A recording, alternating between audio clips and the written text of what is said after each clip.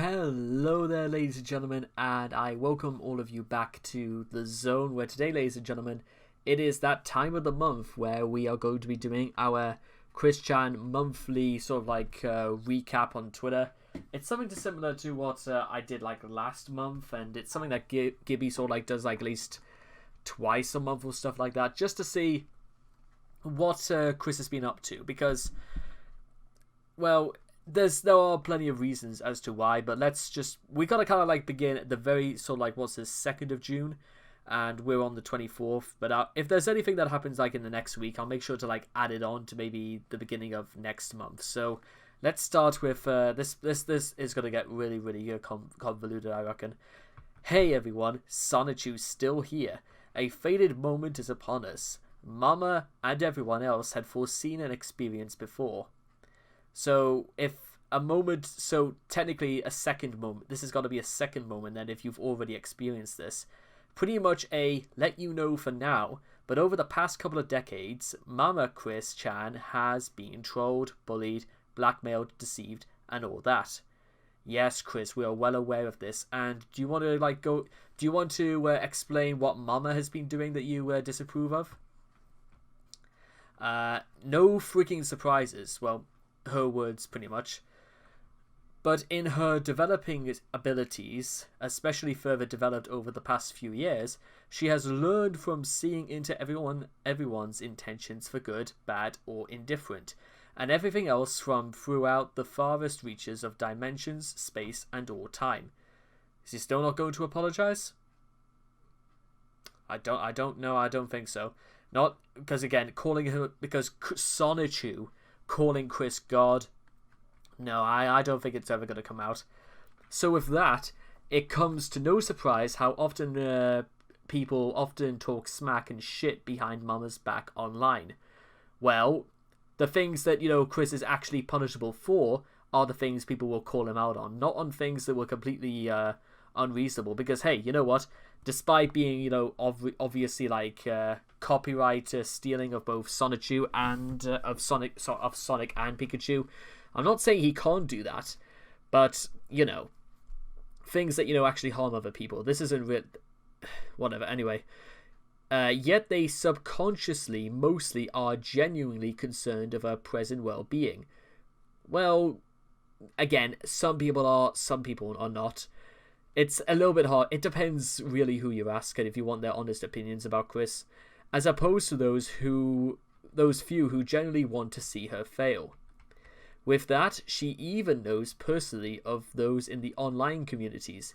In addition to and aside from the Quickie, there are literally those... I'm pretty sure that's meant to be T-H-E-I-R. So yeah, we know this is Chris because his spelling has not yet improved since he was like, what, 1 year old or something like that. There are literally those amongst her favourites in the Brony community. Some of the analysts in particular, she has been aware of those who wish to leech off her success and misfortunes for their own personal gains, including Dylan Thomas and It's All So Ugly. But she has been most kind with them and their doings, as theirs were a fated event that she had to witness for herself. What was fated, Chris? It was fated for Dylan to make videos calling you out on your bullshit or saying that the way you treated your pets was nothing short of disgusting. I hardly see why, that's technically fated, because we know it's happened. It was documented on the Quickie itself. Even amongst other individuals of other Planet Dolan, Sonic Fandom, Lego, and some onto all of the online communities, either themselves personally with an online Anon alias, or with the help of their mod squad. Even S&T herself would give the person behind that piece of her mind for taking ill of her out loud. I don't know what any of that is. But I digress. Again, Chris.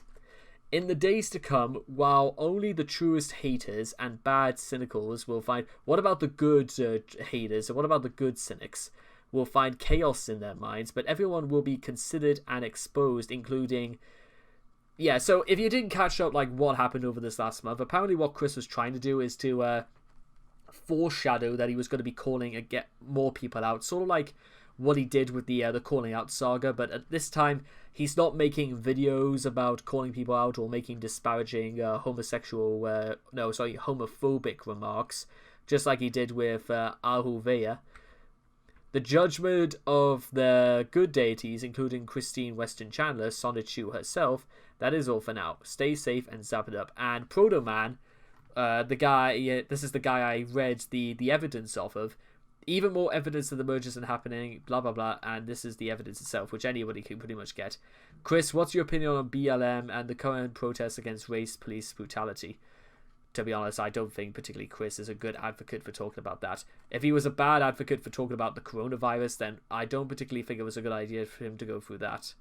And here is, I think this is like what he did, because I'm just going to like go through this again, but I'm pretty sure this is like the last thing he technically had to do. The judgment of the good deities. This is where about 10 days later he did part 3 of his Analyst Anarchy reaction video. I will be talking about like the first part about his reaction video just to like highlight a few noticeable problems, and this is when we get this. So we have to start here. The time has come to start listing out the backtalkers who have been speaking badly of Chris Chan Sonichu within up to the past decade.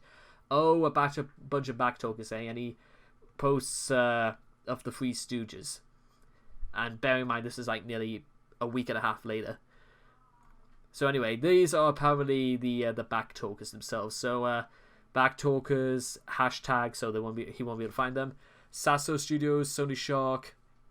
Some of these guys I'm going to pretty much assume are just made sort of like scapegoat accounts. That's why you really can't sort of like click on some of these.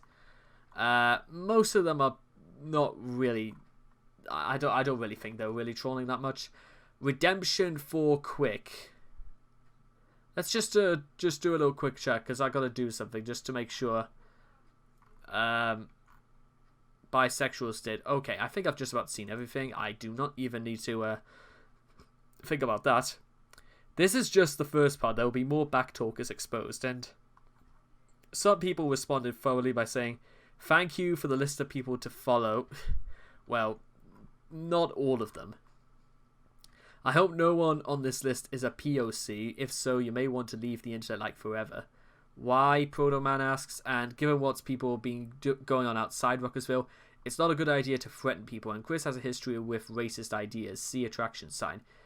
Well, yeah, and the thing with that is that just because it happened a bunch of years ago, it doesn't mean people don't remember them anyway. Now, this is what I wanted to do. We're getting slowly closer to the end of this already, but the Clive James Show, Margarita. Oh, that's sad. Hey, so anyway, we get up to like the part that I know that's like. I think Gibby has sort of like just got up and made a video about right now. And I'll explain a little bit of this in a second. Hey everyone, Rosie, Savannah and I just listened to this video and I will tell you all straight up, what they say in this video regardless of scripted humour, they actually are right for the most part They are right for the most part about all of that, for my personal 2 bolts. Again, this is meant to be Sonichu, and if you're wondering what's going on right here, is that Gibby released a video last week. It was about 45 minutes in length, where he and his brother role-playing as a Cambridge University graduate with a doctorate in mental health. I think it was supposed to be something like that. We're discussing exactly why they think Chris Chan is God and believes in more. There's like a whole series and documents about Gibby going into why maybe the dimensional merge exists, but then dissecting it and proving that absolutely none of this reflects reality.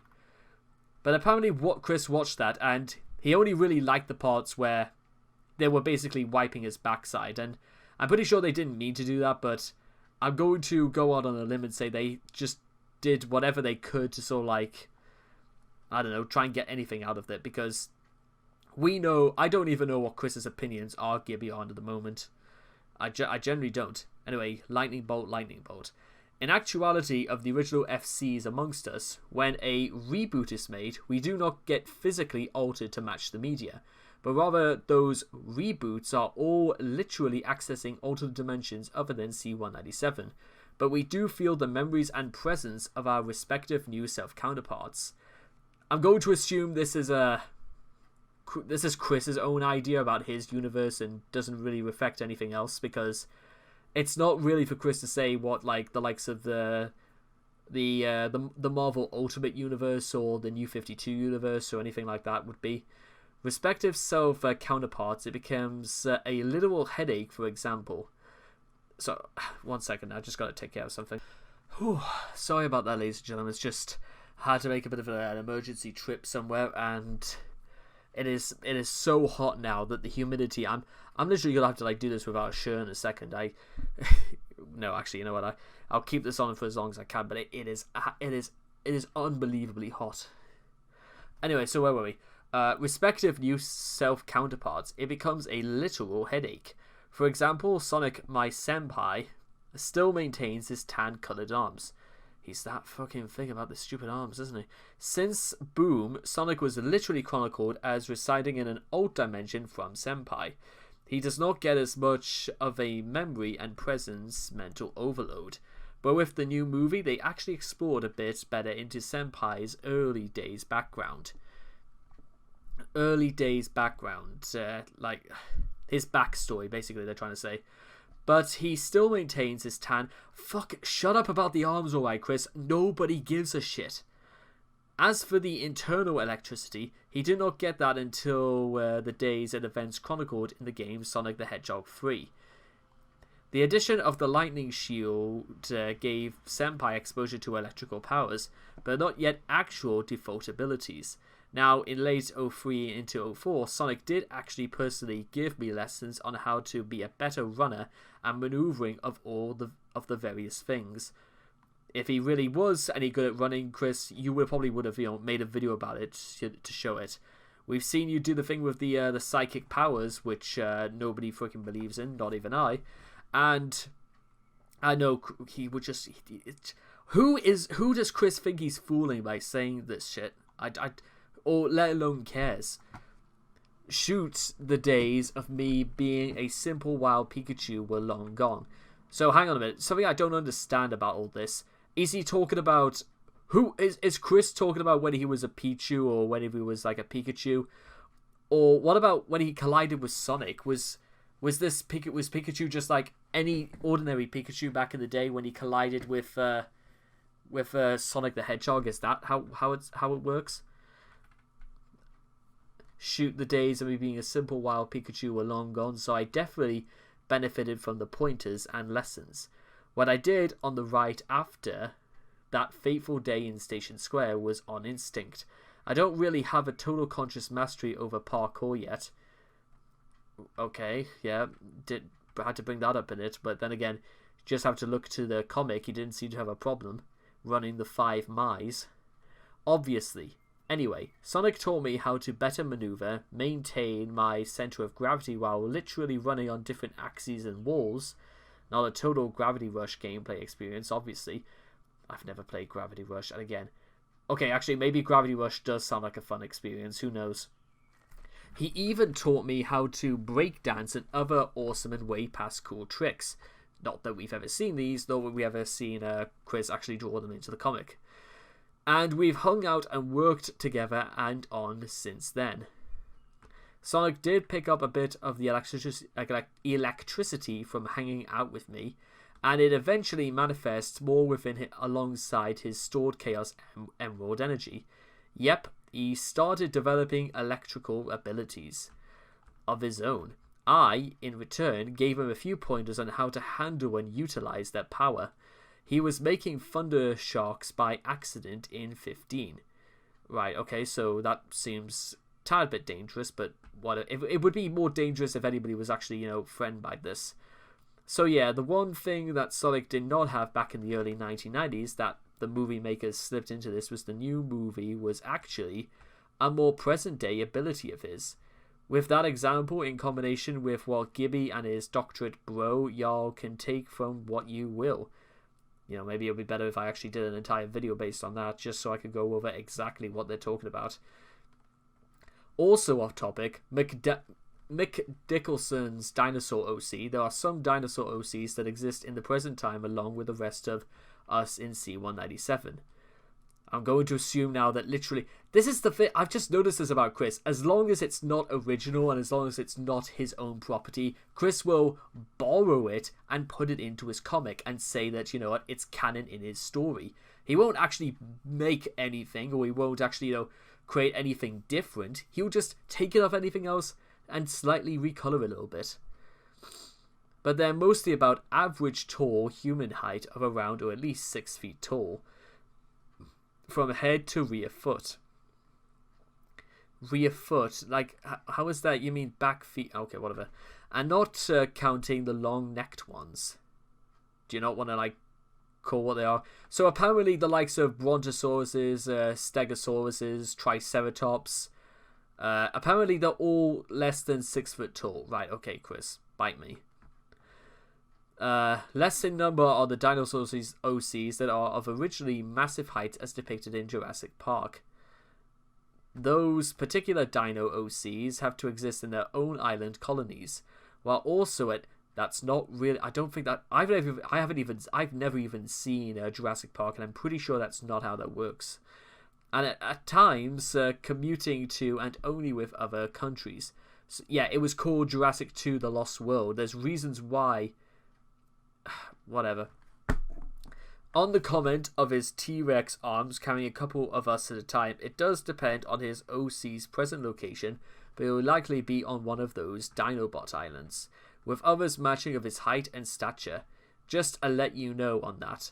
Thank you both Gibby and Okay, so this is like the better part. Thank you both Gibby and McDial for actually getting a lot of the details that Mama has been trying to relay to everyone else all this time right and spot on. Lightning bolt, lightning bolt, lightning bolt. But he adds this. I will also add at the time when Mama was first getting the information and details on the dimensional merge, she did have her initial doubts off and on, but she did not need to at all. The fuller details were being put into her brain some at a time, mostly because of the idea guys. And when she was asked by those in this dimension, 1218, about specific details, she was not really sure because she had no freaking clue what to believe in. Because she was still learning and getting used to her newfound abilities and powers at the time. It's been like, what, 3 years since he said that and continues to say it? So yeah, point blank, she did not have to keep it vague, but everyone kept insisting and it backfired on everyone when Mama actually gave us a specific time frame, because not everyone is meant to know well in advance the specific date of when of the main event and happening. I think they should, Chris. If it's going to concern everyone on this planet, maybe you better tell people, Chris. It's pretty important. You know, considering a lot of people are going to die, you may want to tell them exactly who. I think they would be a little bit more interested if we started bringing that into it. It was wrong to press her on like that. Okay, so apparently it's wrong to ask her questions about something, you know, that could result in the deaths of hundreds of thousands of people. And it remains wrong today to press on about that specific date details. Look in the worldwide news of the past months and recently, and you will see the significant artifacts and events being found. Like what, Chris? And the phenomenon that you certainly don't see every day in your dimension here. That is all for now. Check you all later. So apparently the riots in Minnesota are just like so significant for this dimension. They've got to be as... Chris does strike me as the sort of person who would say George Floyd was fated to happen as well.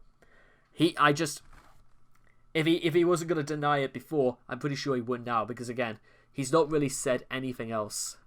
And then UTI-chan responds with, "Oh my god, Chris, people are dying." I'm pretty sure that was meant to be sarcasm, but let's see. One reply, "You should know by now Chris only cares about himself." Well, yeah, he wouldn't care if everyone else died as long as he got into his fantasy world. Chris, that video was a joke. See the guy, it was his brother, it says down in the description. Yeah, exactly. You're blaming actual real-life race wars and taking away LGBTQIA plus rights on your imagination. or simply the Professor Doctor was wrong and had no idea what he was bragging about. Yeah, exactly. There are people dying. Yeah, I know a lot of people, again, I would say,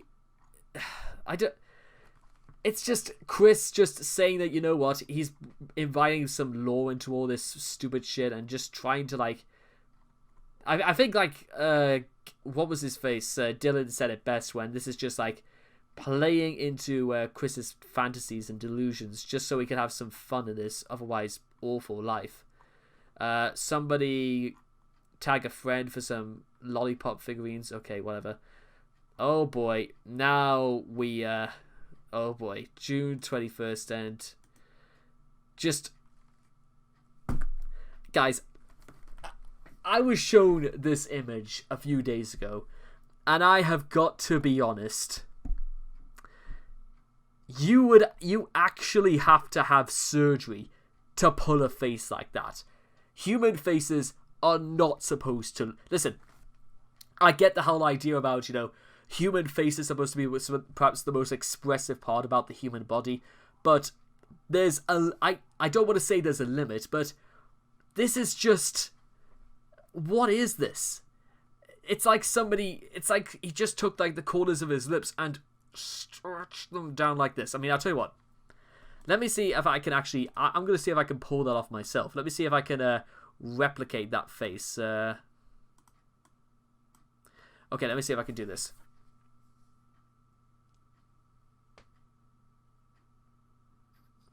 No, I can't do it. I mean, I wasn't even a particularly a sulky child when I was growing up and all that, but yeah, that takes practice. So maybe I could give props to that for Chris for literally for this. So well done, Chris. A 38-year-old, technically man, although it's just it looks like the world's it's the world's saddest spaniel, to be honest. That doesn't look like a man. It looks like a spaniel, to be honest. And I don't know what on earth. Did he post this on Instagram or Snap or... Oh, for God's sake, I hope he freaking does not go on Snapchat. That really would be the end of him if people knew. Oh, my Chris Chan. Hashtag GoPony is confirmed deity level awful. And apparently... Well, here's the thing. That can't be Chris. That's Sonichu. So... Yeah, again... If you really friggin' believe that this is meant to be Sonichu and not Chris, well, only Chris would ever look or try to look like this. I mean, I don't even... That is just... Whatever we want to call that face, it's literally going to stay in my... We're going to call that the GoPony face. We're going to do that. That's what we're going to do. Literally the face I simply cannot help but make as I watch the first episode of hashtag GoPony. Friggin' at Hasbro executives. Again, Chris thinking shouting and screeching at, you know, executives at Hasbro is going to encourage them to listen to his opinions. And I'm opening this, and I'm going to read it like this, literally because I want to keep that up, just to give you an idea of of even kids don't get friggin' this upset or pull faces like that. What did Mama say months ago? That's right, hashtag GoPony is confirmed epic garbage. Ugh, I am so upset and angry over this abomination. Do you hear me, Hasbro epic garbage? My name is Cleveland Brown and somebody's just, okay. Can I just make a point very, very quickly, just before we move on, is that, yes, I've never seen the trailers for myself, but I'm told that it doesn't look good. I've been told that GoPony does not look like a very, very good, like, spin-off Gen 5 of Gen 4. But you know what you could do, Chris? If you were this upset by it, and you were upset by, let's say, Teen Titans Go, just don't watch the thing. You could just turn the television off, go outside, or watch something else. Nobody is forcing you to watch this. There's plenty of ways around this. And again, you have to bear in mind, Chris is a 38-year-old man. I'm using the word man because technically it's true, but just whatever the hell that is, that's going to be in my nightmares. Ugh. But then immediately afterwards, like 2 days later, Chris goes online and says, "Happy birthday, Senpai," and it's meant to be Sonic the Hedgehog's 29th birthday. Oh boy, goodness knows exactly what's going to be happening in goodness knows how many days' time. So apparently, I think that's just about everything for the month of June, and it sounded like at first there was a lot to get into, but there was almost nothing. I didn't even know if it was even worth doing this, to be honest, because a lot of the things you're going to be seeing here, I mean, I'll just click on some of these things for a second right now, and Pony Life seems like an okay kid show. From all that, you'll speak different when you hear babies literally egging, upset, and crying over how others. Right, okay, so you want to admit the show, also babies don't comprehend shows being good or bad. I got news for you between, Chris angry at anyone who, I don't really want to say defends the show, but has a different opinion. Chris is angry that anyone has a different opinion.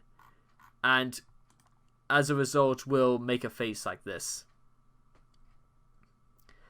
Chris, I've said it once, and I'll say it again. It's fine for you to get upset about certain things in this world, but just there are some other things where you'll be saying to yourself, really, is it really that important? I have to put a face like this. Just, come on. I thought, with all the talk Chris, not Sonichu, says about positivity, try and smile a little bit. Try, show a little bit of positivity. Just say, you know what, it's not the show for you, so it's fine. I'll just take my business somewhere else. But no, Chris has to make a thing about shouting at executives who think they'll listen to Chris, and well, it's a good thing that nobody went on the Shigeru Miyamoto was sort of like end spectrum, and technically I actually didn't think about putting the tweets and replies, but for the most part I think like there's not really much else to really go over here, because mostly it's just sort of like replies and all that. Also there's one by Lauren Faust, which I think will just about oh god, actually, particularly Dino says, yeah, okay. So apparently there's this no shame on me that we've covered this one before, and I don't have any opinion on that. Yeah, and also anyway, we'll just get back to what we said about Lauren Faust. Reviewing potential writers and got a Pony Life script as a sample. All was well until suddenly I read she FaceTimes with other ponies on her tablet. It was like a brick in the head. Not judging, just surprised, which, yeah, I'm literally going to go on a limb and say that Lauren Faust doesn't even like GoPony either, which doesn't really surprise me. I'm not shocked she does not like this. In fact, there's actually quite a lot of garbage stuff going around at the moment. Stuff like, oh god, what was it? I think it was something like the DC Universe Girls cartoon is apparently not very good.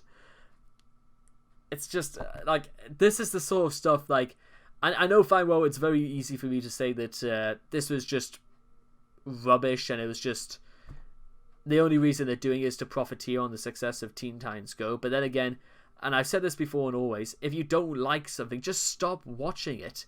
It's as simple as that.